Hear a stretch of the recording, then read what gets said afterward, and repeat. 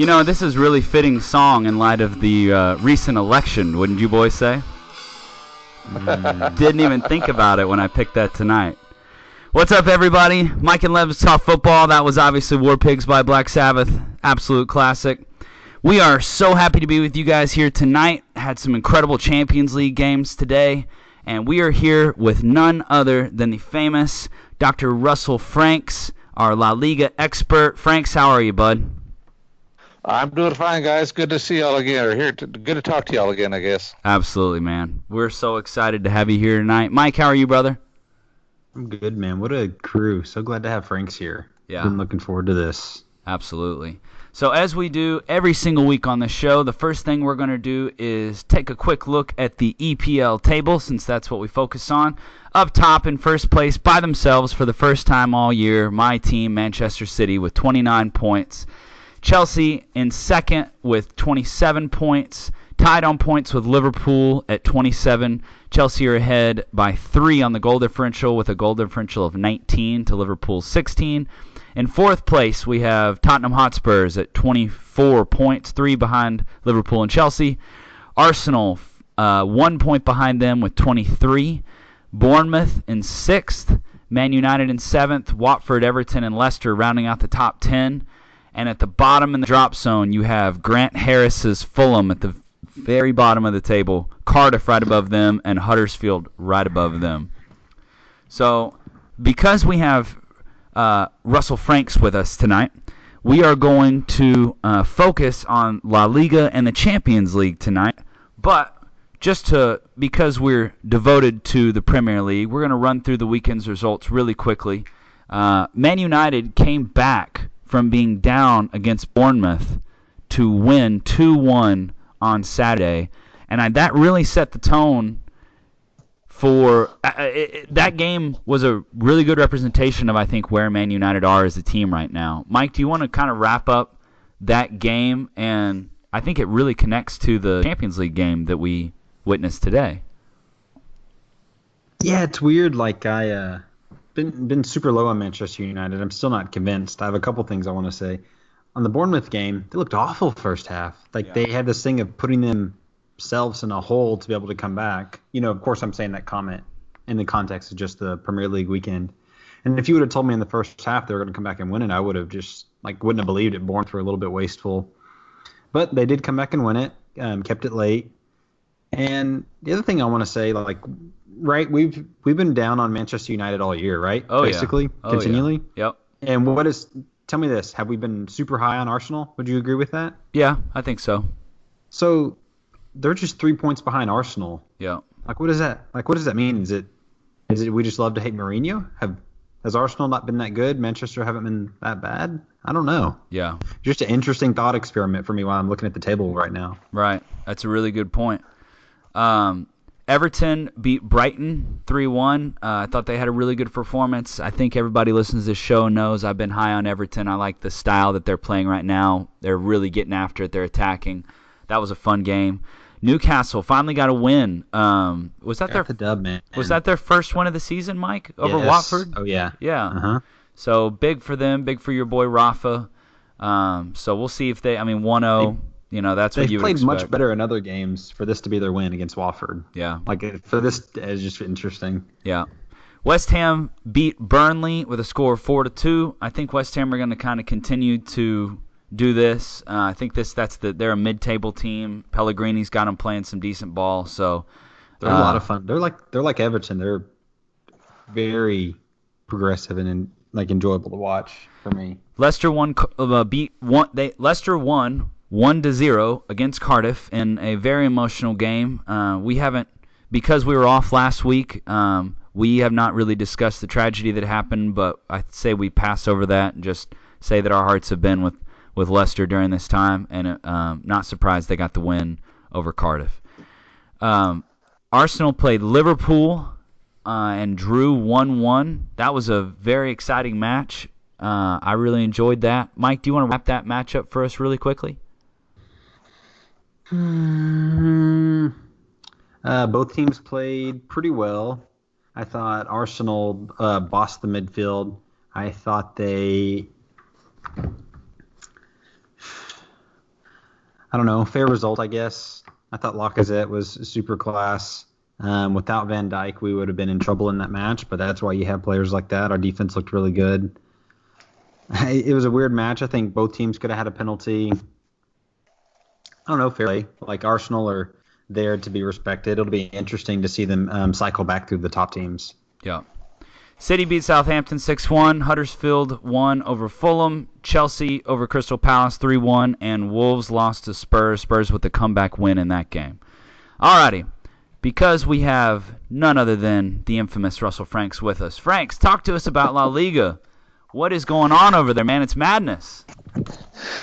Yeah, La Liga's been kind of weird this season. Right now with the table, there's Barcelona on the top with 24 points and Espanyol, of all people, in second with 21. And then you got Sevilla and Atletico Madrid and Deportivo Alavés all tied at third with 20 points.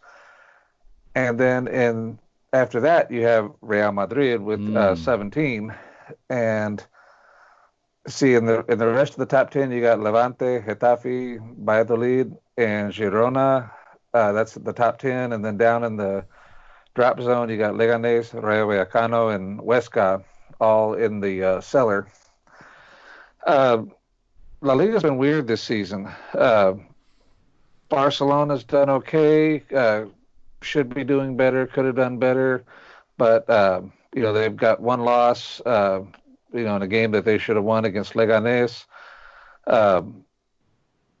Real Madrid's been the story of their problems. Interestingly enough, a couple of the top teams from last season, Valencia and Villarreal, are down hovering just above the drop zone. And Athletic Bilbao is also hovering above the drop zone. Bilbao and Villarreal have 10 points, and Valencia has 11 points, and they're all, just sort of teetering on the brink. Bilbao is one of the three teams in La Liga, along with Barcelona and Real Madrid, that have never been relegated. And so they need to get their act together. There's some problems there. Barcelona's had to learn to cope the past couple of weeks without Messi. Luckily, Luis Suarez and Coutinho and some others have filled in and provided the goals that they needed, and they laid a beat down on Real Madrid, which is always good for Barcelona and Barcelona fans. And then, of course, the day after, Julian Lopetegui was sacked, which even Stevie Wonder saw that coming. And he was circling the drain, but when they got thumped by Barcelona, I was surprised that it took as long as it did. I thought he would have been sacked back in the locker room, before he left the stadium at a game. Is there something kind of tragic about that to you? Just everything losing the Spain job. They were going into the World Cup undefeated, huge job, and then ends up taking it for one of the other biggest jobs in Spain, and ends up with nothing.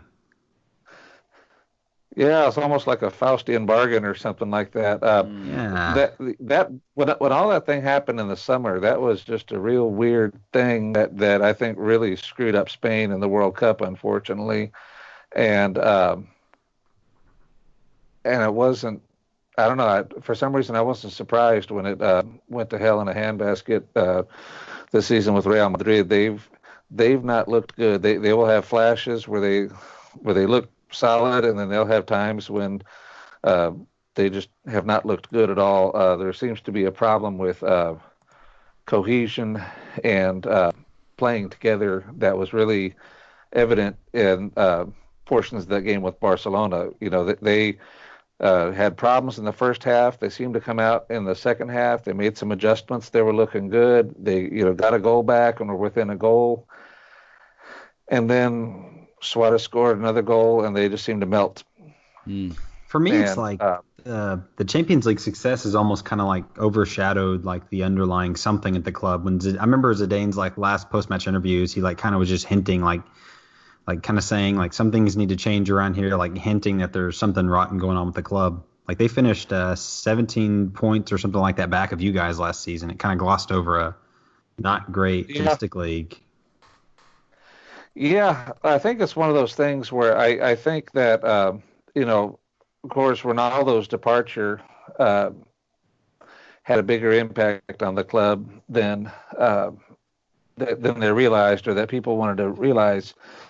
Um, for all of his faults and all of that, besides the fact that he's a good player, Ronaldo also brings a tremendous force of will, and he can will the others and motivate the others and get that extra little bit out of them.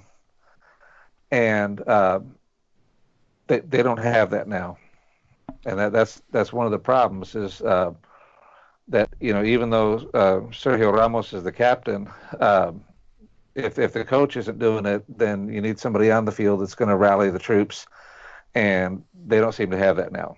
And the other thing is it's 50 goals. That's 50 goals leaving right there. It's very tough to replace that. Yeah, so that's the thing is that they haven't replaced that anywhere near that output.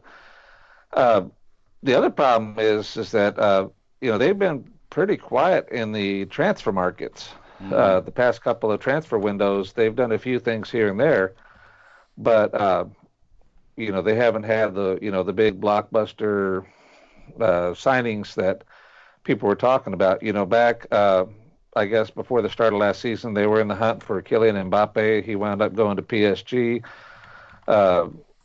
Eden Hazard has been talked about making a move to Madrid. Maybe he will, maybe he won't.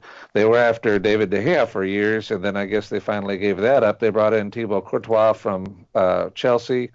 He had a miserable game against Barcelona, and I would suspect that Keylor Navas is going to avail himself of when the winter transfer window opens. I wouldn't be surprised if he moved somewhere. There's a lot of clubs around that would be happy to pay heftily for his services. He's still a good goalkeeper. Man, he's I don't even he just didn't have the star power. It seemed like because everything else he was pretty solid shot stopper. We've actually talked a lot about on this show, even during the World Cup, about Keylor Navas in particular and how he's like the whipping boy for the Real Madrid fans, as a whole. Yeah.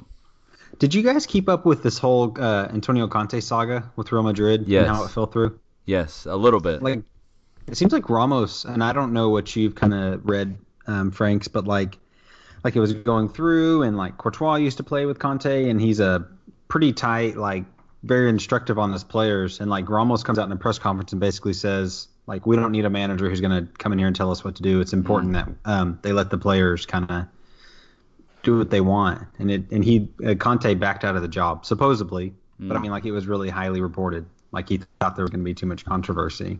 It just seems like I don't know how tenable that position is. What manager who would want to coach that team?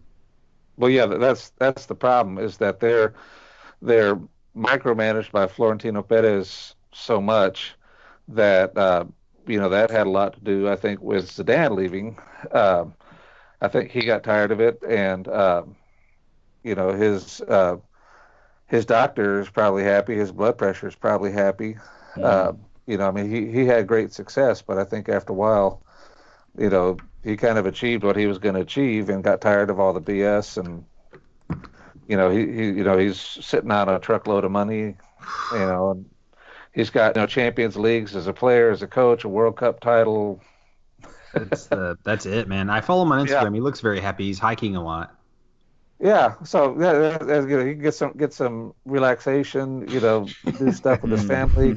He can go on and be a commentator or something like that, or I could see him going somewhere in the front office type of job as a sporting director or something like that in a few years, maybe on that end of things. But that's.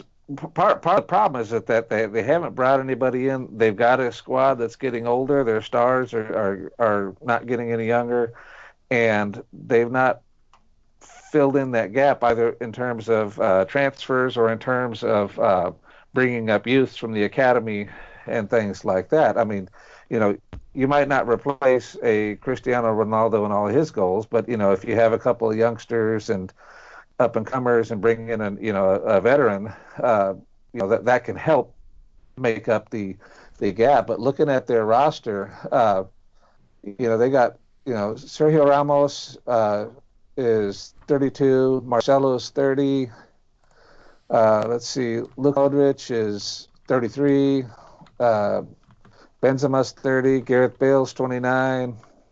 A lot of these guys aren't spring chickens, football speaking. Toni Kroos is 28, and they need to bring that in because I think with some of these guys maybe age issues are showing, but also it's I think it's an issue of cohesion and playing together that I think is the problem. And it's one of those things. They're a dangerous team when they are firing on all cylinders.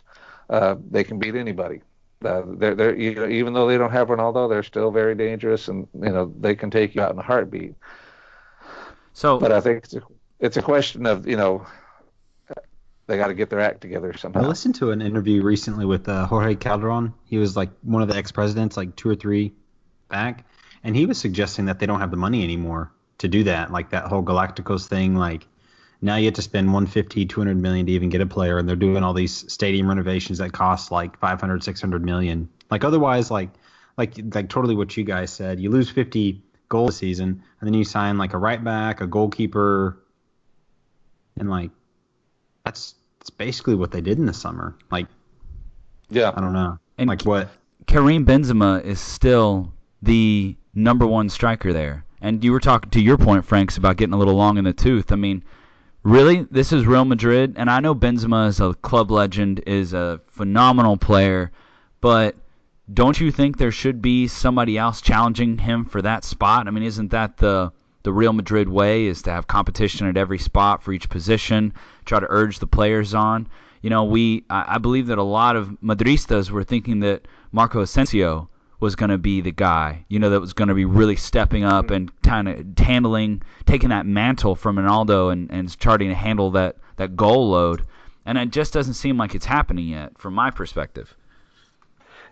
Yeah, I guess that's the question, is that if, let's say that if, heaven forbid, he goes with some kind of injury, who's going to step up as a number 9 for them? Yeah. There's nobody springs to mind. Okay, well, then they'll just put in so-and-so in his place. So, yeah, that's a problem. Yeah.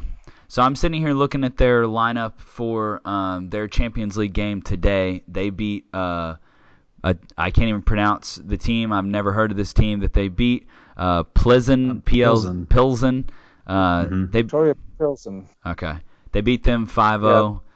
Yep. Benzema, Bale, Vasquez, Ceballos.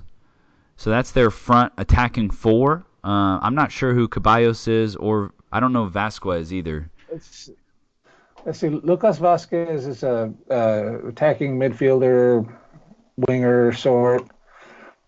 Ceballos he was playing. It looks like he was playing as the number 10. Mm-hmm. Bale was out on the left wing.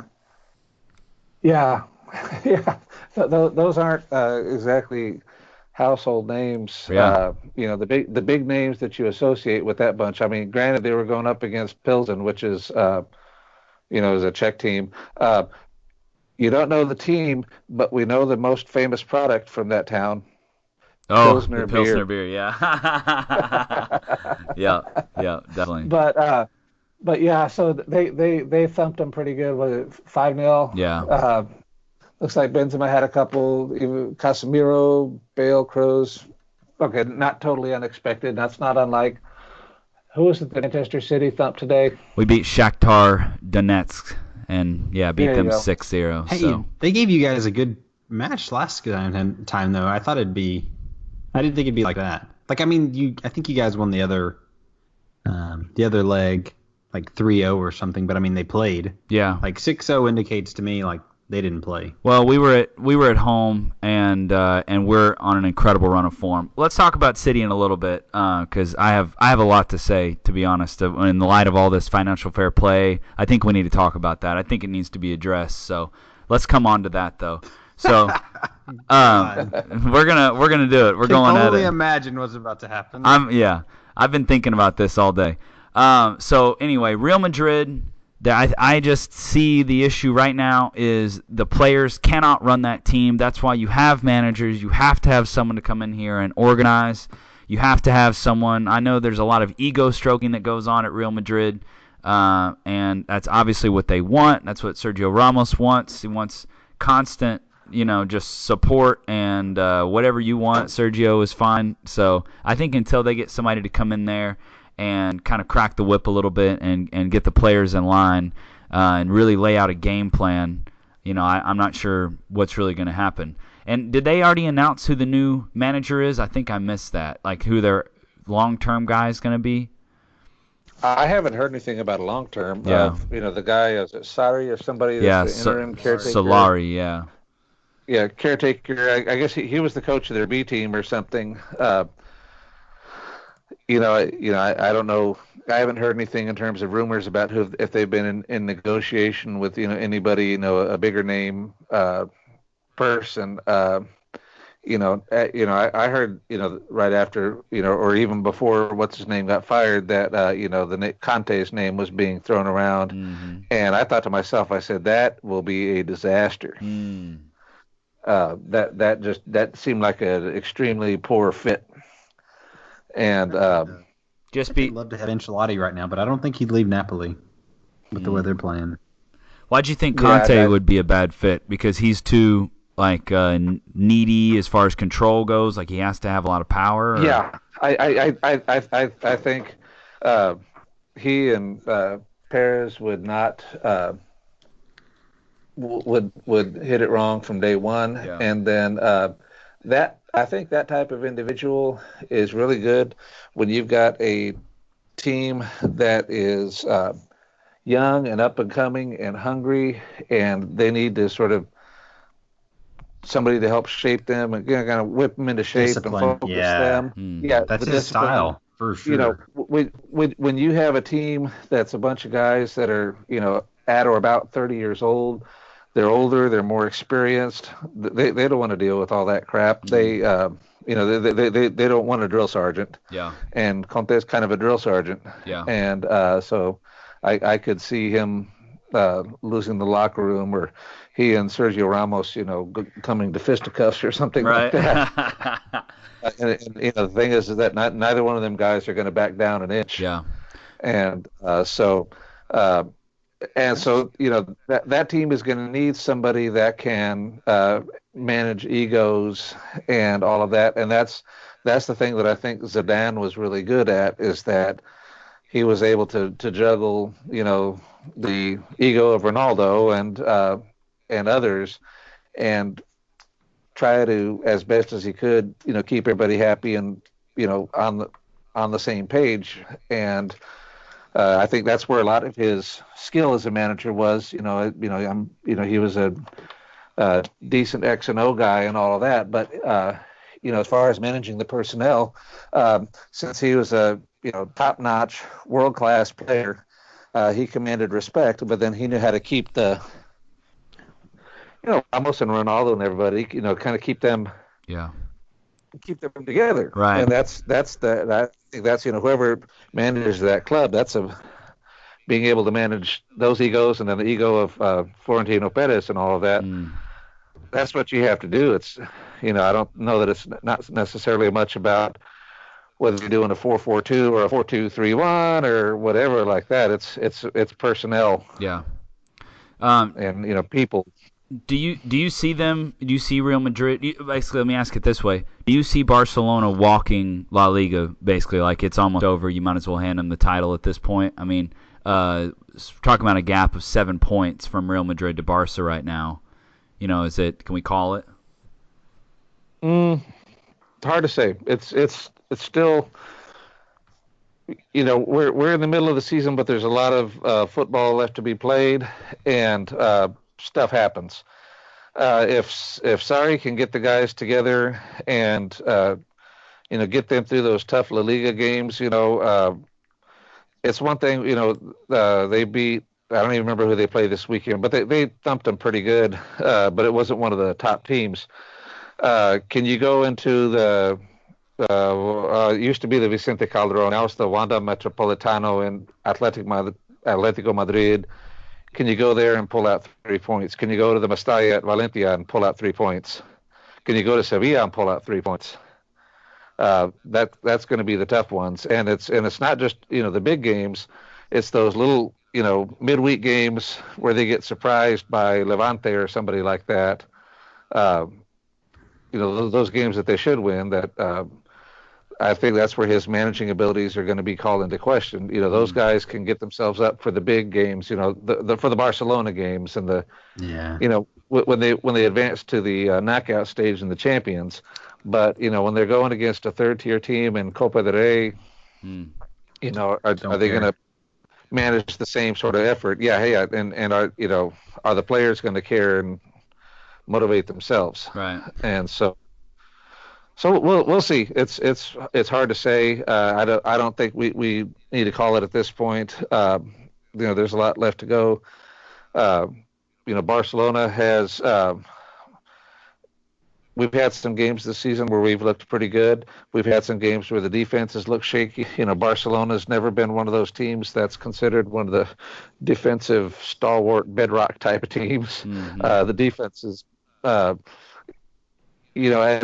best they get the job done and they keep the other team out, but they're not going to play one of those smothering types of defenses. But there have been times when they look exposed. Samuel Umtiti's out with a knee injury. I don't know what his prognosis is in terms of return. They got this, that's a big loss. That guy's a beast out there. Yeah. The guy that's filling in for him, Clement Langlat, is he came over from Sevilla in the summer. He's doing okay. They had the other guy that they had as a center back was I can't think of his name. He's a Belgian guy. He used to play for Arsenal. Vermaelen. Yeah, Vermaelen. He, but he's out with an injury too, and he's 30. Has he ever done anything for Barca after he left? It was such a weird move for me. Like, has he? It was a weird move.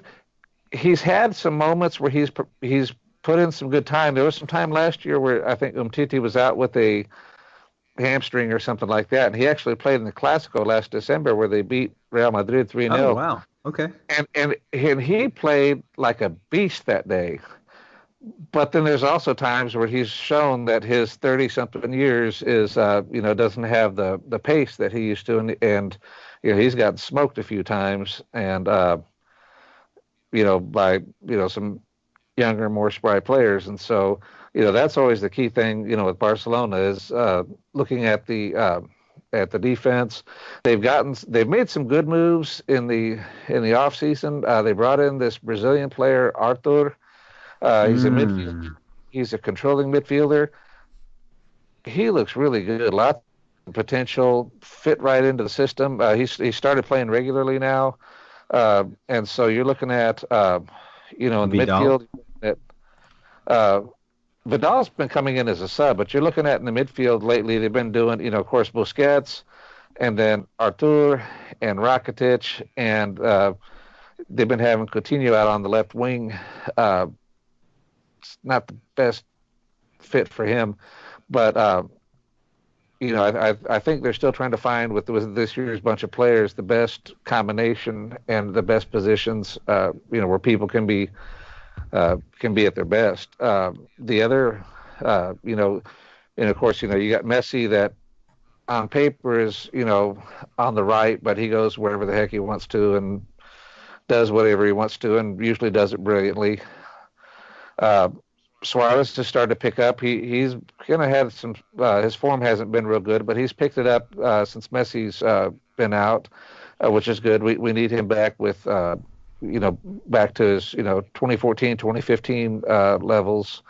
The guy who I really like is Dembele. They got him in from Borussia Dortmund, and he's been starting some, but he's also been bringing him in as a substitute, and that guy is so quick that's an awesome substitution that defenders got to hate. When they're getting tired, they got this guy that runs around just like a little water bug, and that's got to just that guy is really good. He's powerful. He's super athletic, powerful, pacey, Good shot on him. I'm definitely high on Dembele. He's really phenomenal. Yeah. Yesterday, Champions League, we played Inter Milan, tied them 1-1. Uh, they got this other guy, was a Brazilian player. They hijacked him from Roma in a trade in the summer. It was kind of controversial. Malcolm. Yeah. Uh, he came in and scored his first goal,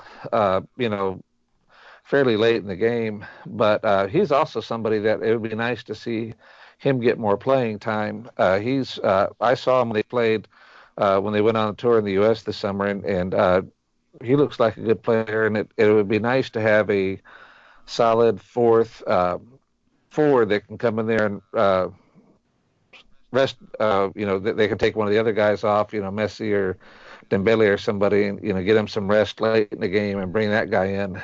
And that would be, that I think that guy would be a good fit in that position.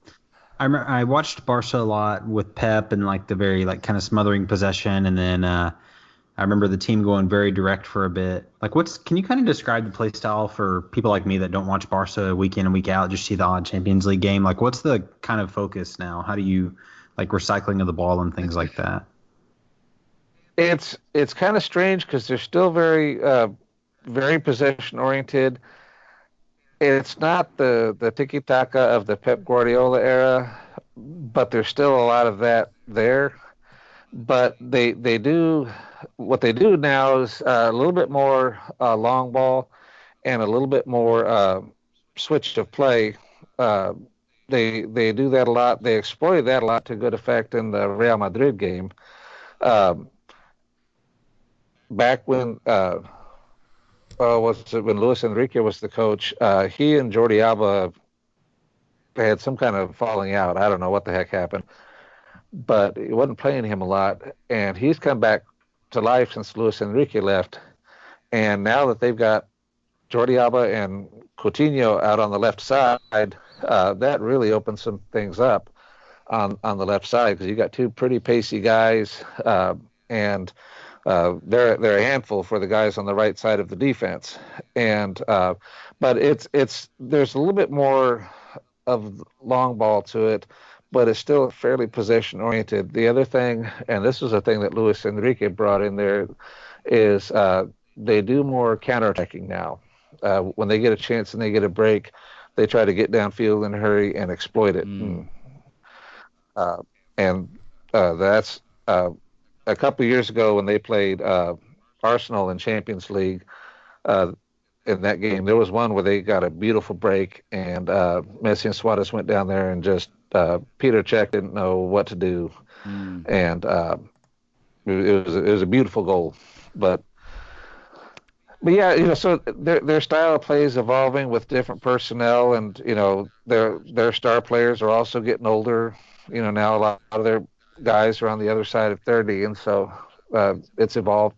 Valverde's tactics are a bit different, and if you look at the Barcelona fan boards and stuff, some people want him fired tomorrow, want somebody else in there, but it's one of those things of that there's a lot of people that are stuck in the Pep Guardiola era and want that to go on forever. Well, that's kind of gone by.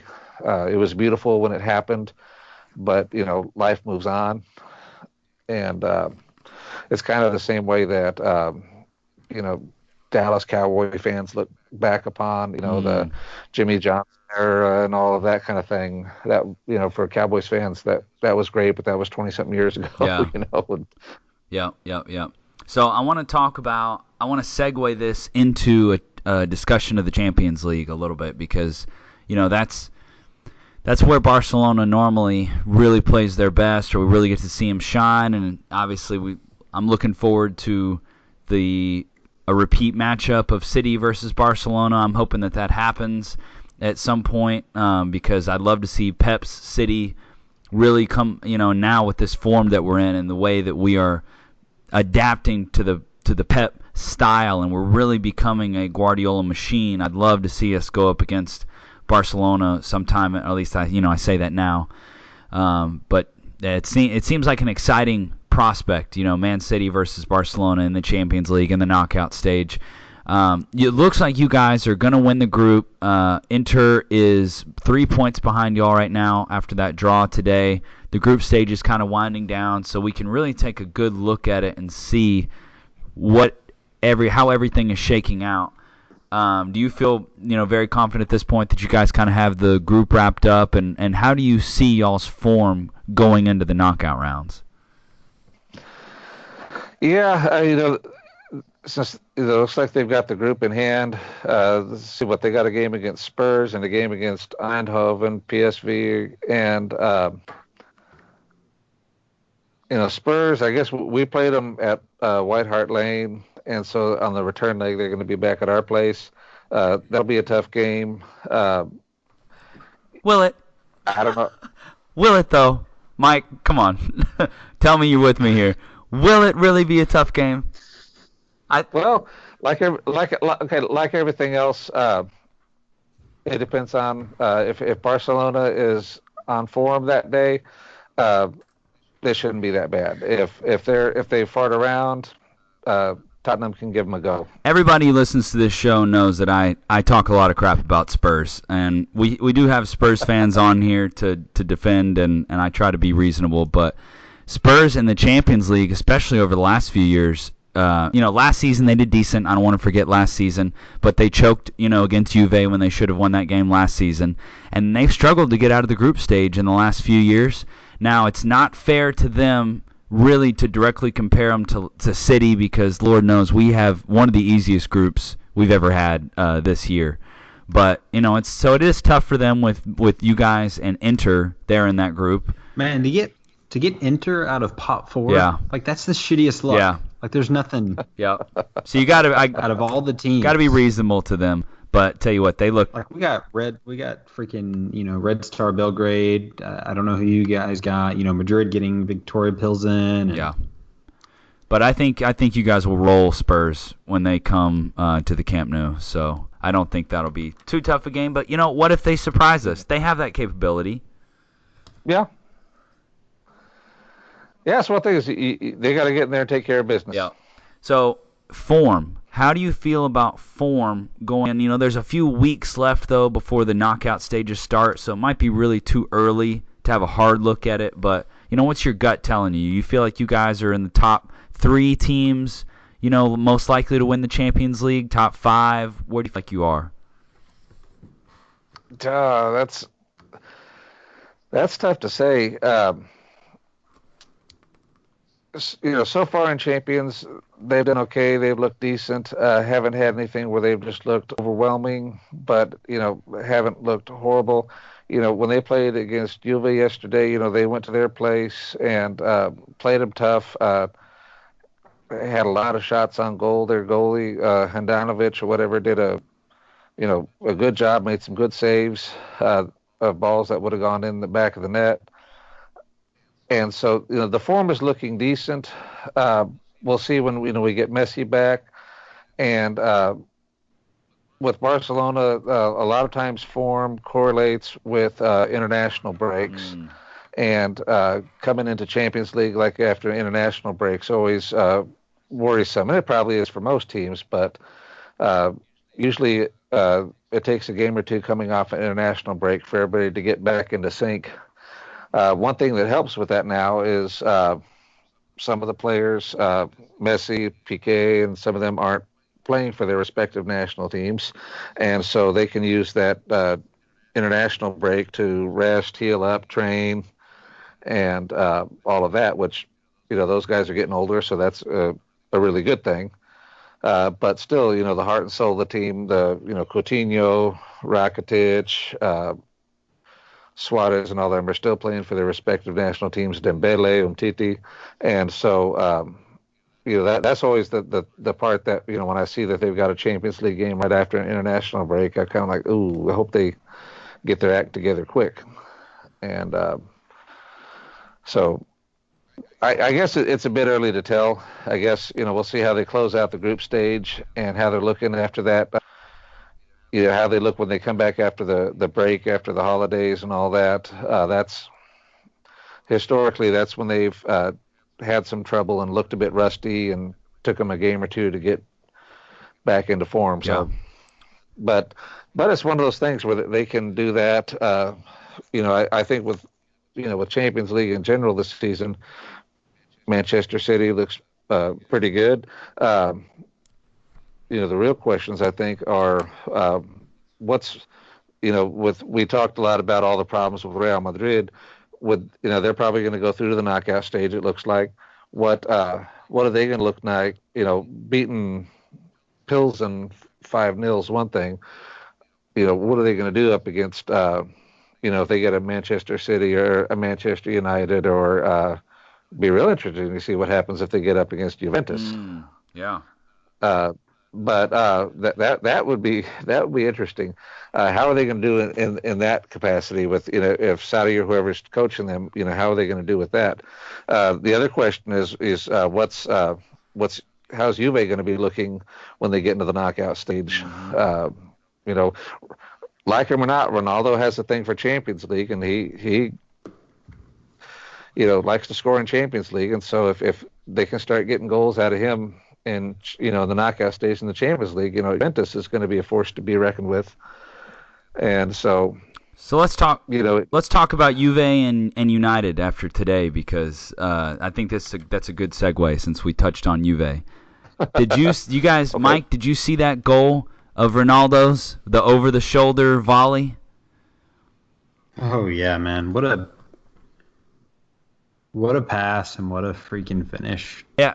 I gotta confess, I have not had the chance to see that, so I'll look at that right after we get off of this. So on BT Sport, I listened to their podcast that they put out after the game today, just on the way home.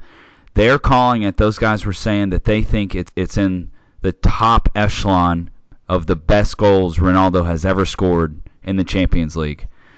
It was absolutely phenomenal. A super long pass from Pjanic over Ronaldo's right shoulder, and he just gently kind of caresses it into the back of the goal with his laces, just like an arrow coming off of his foot. Absolutely phenomenal goal. The technique is flawless. So that's just something worth watching. So anybody out there listening to this who hasn't seen that goal yet, you need to go look at it immediately.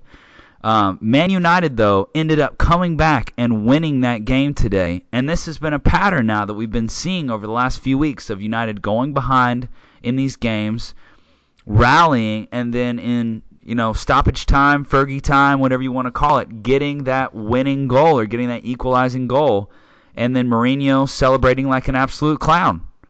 Which is what happened tonight. Walked onto the pitch and started antagonizing the Juve fans, and was very lucky not to get full out attacked, because boy, those Juve fans, they don't play around.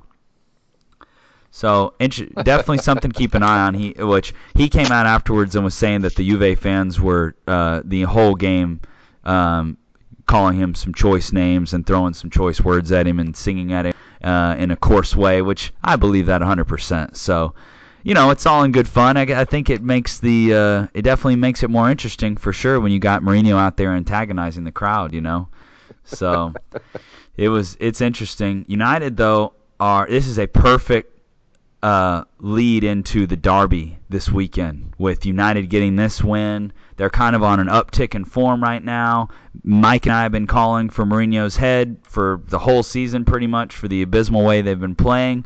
And now they're starting to look like a team. They're starting to look like a Mourinho team, like he wants them to be, in his image, truly. And at a time when City are at an all-time high. I mean, there's never been a time in City's history where we've ever played better football than we are right now. So the derby this weekend, the Manchester derby, is going to be absolutely incredible. But Juve, they really choked on that game today, and they had a bunch of opportunities to finish it off against United, and they couldn't get it done.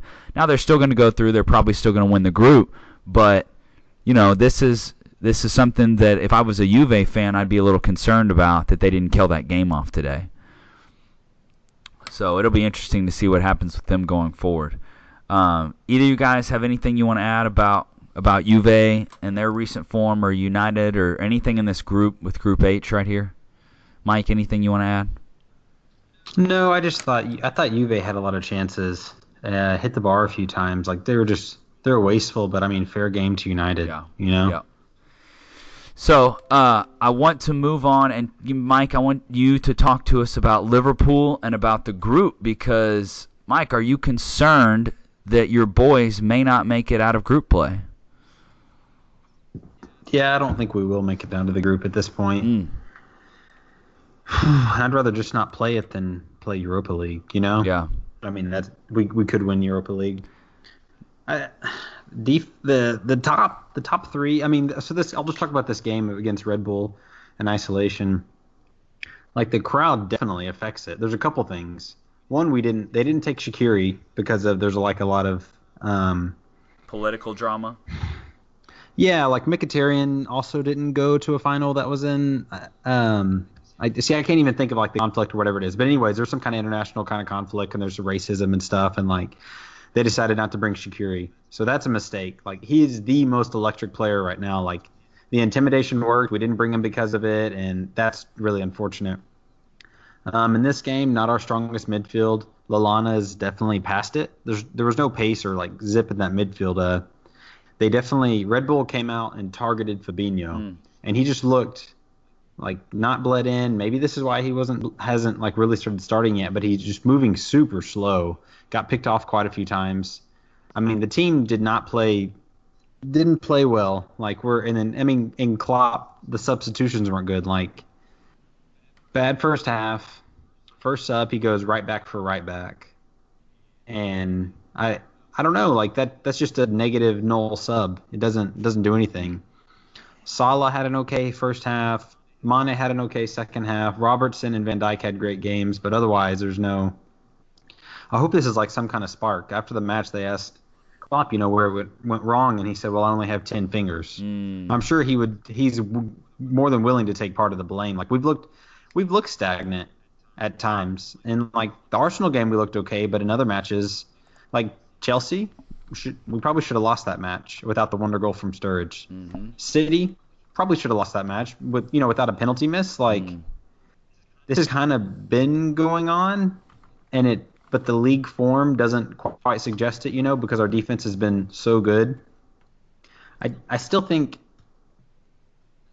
Salah is not going to have that season. That front three is not going to have that season every year like they did last year. They're still good. They need to step it up another gear, provide some goals.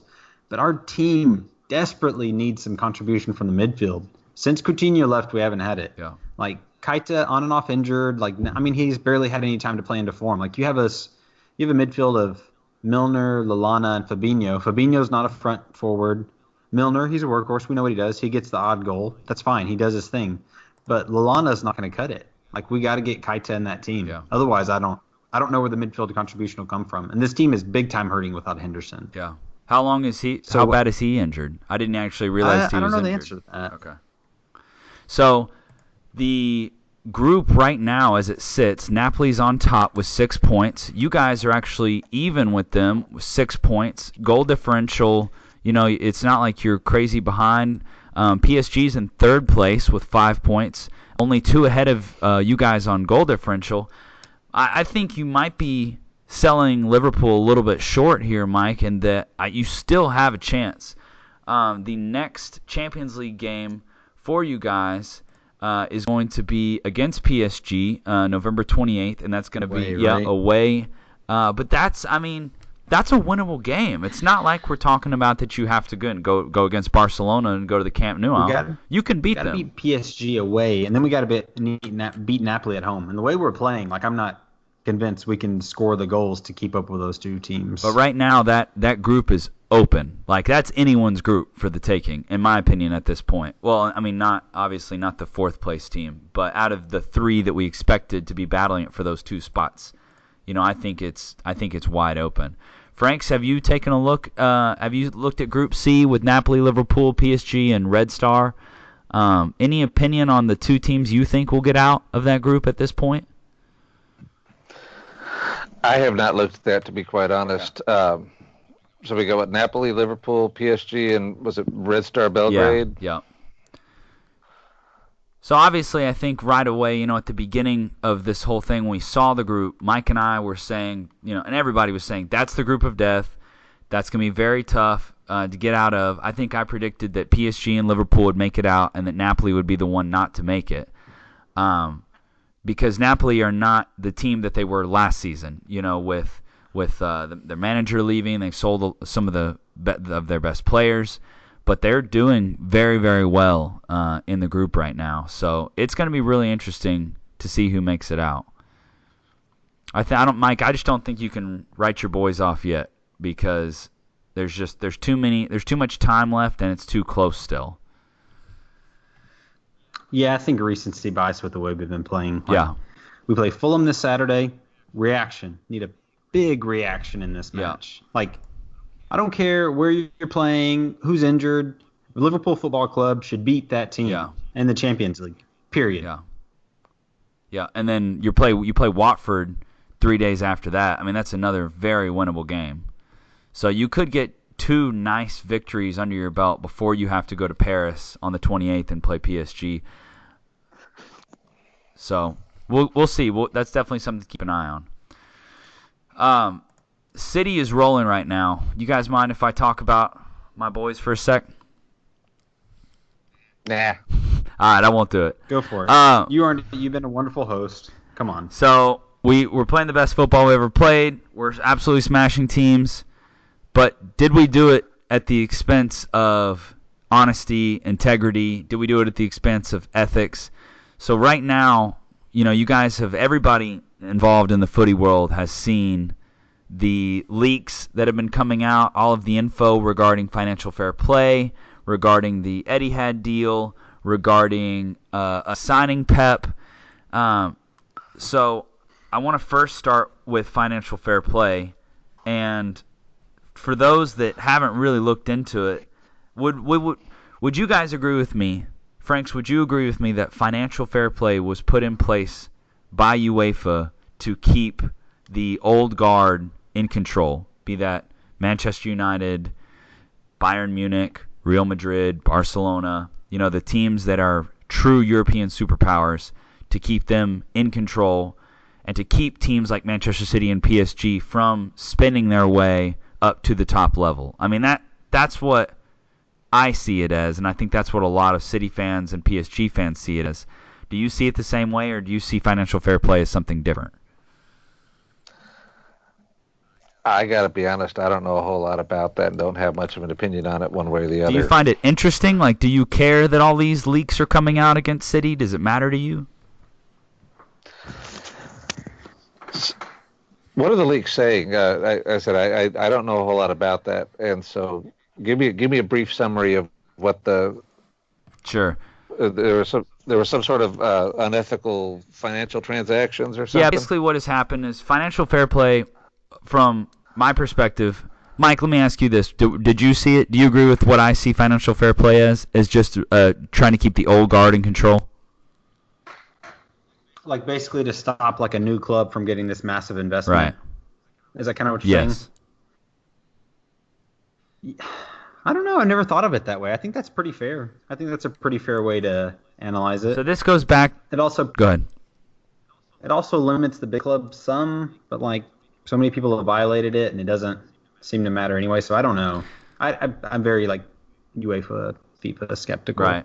So that goes back to why City boo the UEFA anthem, because when we first started playing some good ball and getting that investment from Sheikh Mansour and the Abu Dhabi group, we made it into the Champions League, and immediately financial fair play was put into place right after we got taken over by Abu Dhabi. So as soon as the money and investment started for City and we started this ascension to the top level, the old guard came in. We see it this way, the City fans. The old guard came in, UEFA, slapped down these regulations that we did not see were as fair and did not agree with, basically to limit us from being able to compete with more or less Manchester United, particularly is who we see it as, who have spent millions and if not billions of dollars, pounds, whatever, over the years to establish their empire. And we feel like financial fair play was put in place in order to keep us down and keep us from ascending to that top level. So during this time, we ran foul of the financial fair play regulations that were put into place, and I think that we ran foul of them because they were specifically, again, this is the city perspective, we were targeted by them. They were specifically put in place in a way that we would fail them. So this is all old news. All these leaks that right now that are coming out are showing how we manipulated our books and basically did everything we could to get around financial fair play, including we had a sit down with UEFA once we did indeed run foul, and UEFA was coming in to chastise us for running foul. We sat down and a settlement was agreed between City and between UEFA as to the penalty that City would have to take on as a result of failing financial fair play. This is all going on at the same time that we're trying to get Pep Guardiola, and that the Etihad deal is being, under, however you want to put it, the Etihad deal is coming into effect. So all this money stuff is going on, and then we were going through some negotiations with UEFA. And so long story longer, the leaks that are coming out is old news that's being repeated and put in such a way that to make it appear that we have cheated or gamed the system in order to get an unfair advantage. When at the end of the day, from my perspective, all we've done is spend the same amount of money or similar amounts of money to the teams that have come before us in order to try to get us, and we've just tried to get into a position where we could compete. So that's how I see it. I don't know if online there's been a huge reaction, a huge discussion, which is why I felt like I needed to say something on the pod, but I don't know that other fans care as much as it's making out online. You know what I'm saying? The online police are freaking out over it, and there's talks about boycotting City. All these fans are saying, oh, my team, the Liverpool fans particularly are saying, well, we should boycott playing Man City in the Champions League. A lot of teams are fans of teams are kind of saying that. So it feels like if you can't beat them, don't play against them type of thing. So I don't know, but I'm sitting here saying if you can't beat them, like we've actually won anything. We haven't won the Champions League yet, so it's not like we can speak from a position of well, we've won this thing repeatedly. You guys are just scared. So anyway, that's my rant on financial fair play. I think probably like anything else, this is like to paraphrase something I heard years ago. It's kind of like sausage. If you like sausage, enjoy it. You probably don't want to see it how it's made. Yeah, there you go. Exactly. And I think we all know that football is a shady system. There's a lot of stuff that goes on behind closed doors. UEFA have been, it's come out that UEFA has been very corrupt over the years. We know that FIFA has been corrupt with the buying of where the World Cup has gone and a lot of things. So I think it's just exposing there is a lot of corruption in this game, but I still think we should be able to enjoy the product that they put out on the pitch at the same time. So anyway, I'm excited for City as far as our play style goes, and I'm excited to see where we go the rest of the year. So I'm gonna not let this. I'm trying not to let this bother me, and just look forward to the actual football. Well, thank you guys for letting me go on that rant. Anything else, Franks? Anything else you want to talk about before we wrap it up? Mike, anything else you got? I don't have anything. Perfect. No, I just want to see a big reaction this Saturday. But there are fans who are like, fire Klopp, he's not winning trophies. I'm like, get out of here. Yeah. Like, get out of here. Yeah. It's a knee-jerk overreaction, which, we talk about on the show every week. It's part of the deal. Yeah. There's been this season. There's been various calls for Valverde's head, and I thought, no, it hadn't come to that. That's just silly. But you're going to have those fans online that if your team's not scoring 10 goals a game and they're all, not playing brilliant, beautiful football, sometimes, you go out there and you have those games. Sometimes you've got to gut out a 1-0 road win by the skin of your teeth, and the 3 points there count just the same as the 5-0 game. So, yeah, absolutely. Well, Franks, thank you so much for being with us, man. Really enjoyed having you. And I look forward to seeing what Barca does in the Champions League. It's going to be a fun ride. We got a lot of good football in front of us. Yeah. Yep. Mike, thank you so much for being here, man. We'll keep a close eye on Liverpool, and Yeah, don't give up getting out of the group yet, brother, because your boys, they got a lot left in the tank, I think. Night, guys. Thanks, listeners. See you, Franks. Thanks, everybody. Appreciate y'all. Y'all have a good night. Good evening, gentlemen. Yes. Little Coldplay for your listening pleasure tonight.